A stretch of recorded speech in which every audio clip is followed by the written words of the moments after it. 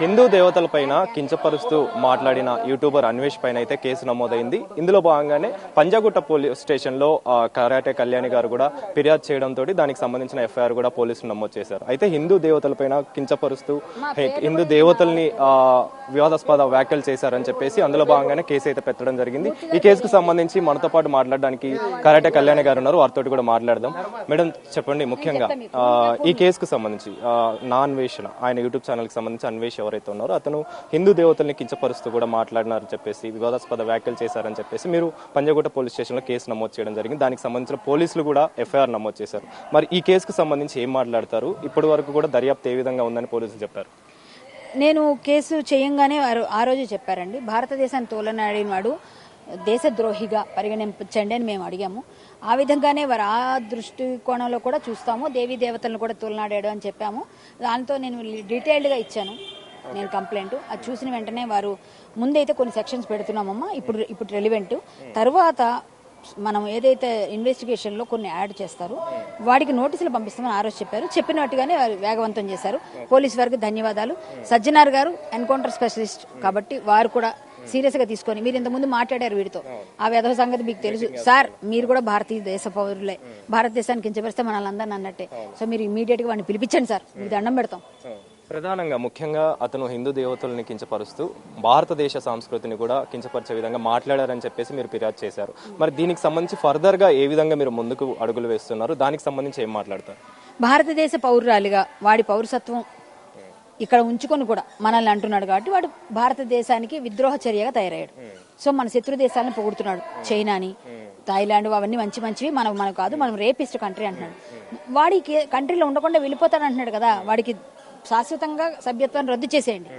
అలాగే ఇంకోటి ఏమిటంటే వాడి తాలూకా ఆధార్, పాన్ కార్డ్ ప్లస్ ఏదైతే ఇక్కడ పొంది ఉన్నాడో అవన్నీ రద్దు చేయండి, పాస్పోర్ట్ రద్దు చేయండి, వాడు ఎక్కడికైనా పోనివ్వండి, మనకు అనవసరం. వాడికి అవసరం లేని కంట్రీలో ఎందుకు ఉండాలి, వెళ్ళిపోమనండి. ఇక్కడ నుంచి ఎవరు కూడా సబ్స్క్రైబ్ చేయకండి, వాడి మీద రిపోర్ట్లు కొట్టండి, వాడిని ఏదైనా చేయండి, అయిపోతుంది, ఆ పని చేయండి. అలాగే వాడిని మాత్రం ఒకసారి భారతదేశానికి రప్పించండి, ముందు ఈ కేసును తేల్చండి, కొన్ని రోజులు జైల్లో శిక్ష పడినాక అవన్నీ చేయండి, ముందు మాత్రం చేయదు. మీరు అంటున్నారు ఫిర్యాదు చేశారు, అదంతా అయిపోయింది, కానీ అన్వేష్ మళ్ళీ తన తర్వాత ఒక వీడియో రిలీజ్ చేయడం జరిగింది. గణపతికి సంబంధించిన బొమ్మ పెట్టుకొని, అదే విధంగా భగవద్గీతకు సంబంధించి పెట్టుకొని, నేను హిందూవాదిని, నేను కరుడుగట్టిన హిందూవాదిని, నేను ఎప్పుడు కూడా అలాంటి వ్యాఖ్యలు చేయను అలా అని చెప్పేసి మాట్లాడారు. దీనికి సంబంధించి మీరేం మాట్లాడారు? ఏమండి, భగవద్గీత చేత పట్టుకుంటే వాడు హిందూ కాదు, చదివితే హిందూ, దాని లోపల సారాంశాన్ని అర్థం చేసుకుంటే హిందూ, అది 10 మందికి పంచితే హిందూ.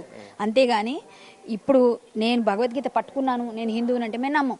నువ్వు హిందువైతే సీతామాతను అనవు, నువ్వు హిందువైతే భారతదేశాన్ని అనవు, నువ్వు హిందువైతే సాధు పొంగవాలని అనవు, నువ్వు ఈ పవిత్రమైన భారతదేశంలో పుట్టావని మర్చిపోతున్నావు. మా కర్మకి నువ్వు తెలుగు రాష్ట్రాల్లోనే పుట్టావు, అది మాకు ఇంకా దౌర్భాగ్యం. కాబట్టి నీలాంటి వాడికి మేము ఎట్టి పరిస్థితుల్లోని సపోర్ట్ చేయం.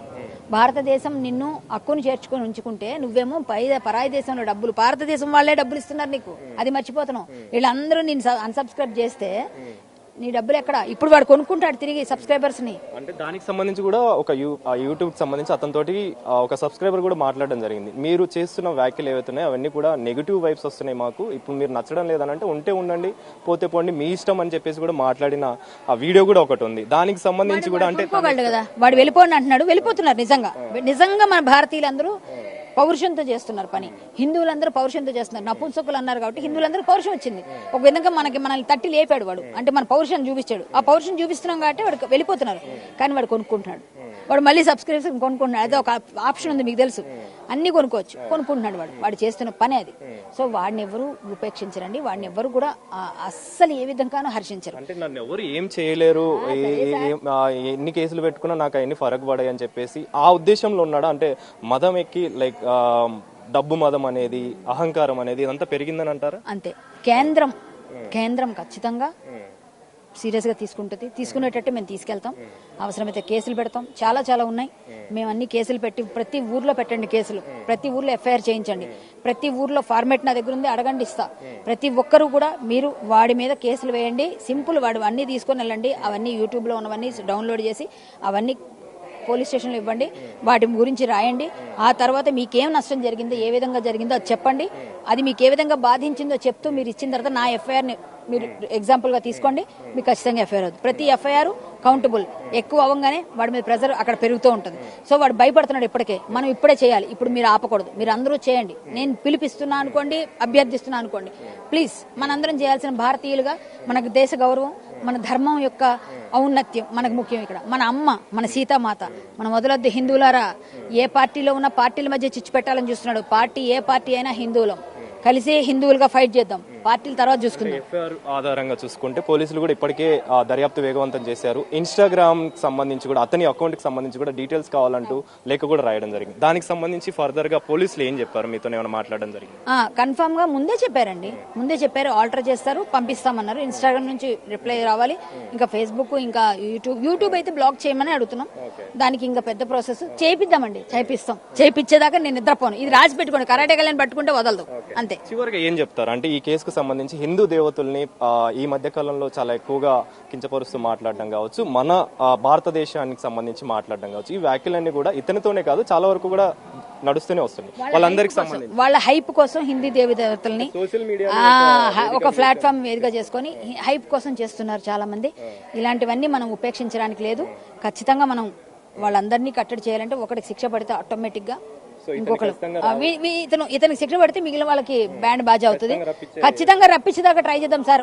కొంచెం రావడం లేట్ అవుతుందేమో కానీ రావడం పక్కా అన్నారు చూసారు, అలాగా కొంచెం లేట్ అవుతుందేమో కానీ రావడం మాత్రం రావాలి.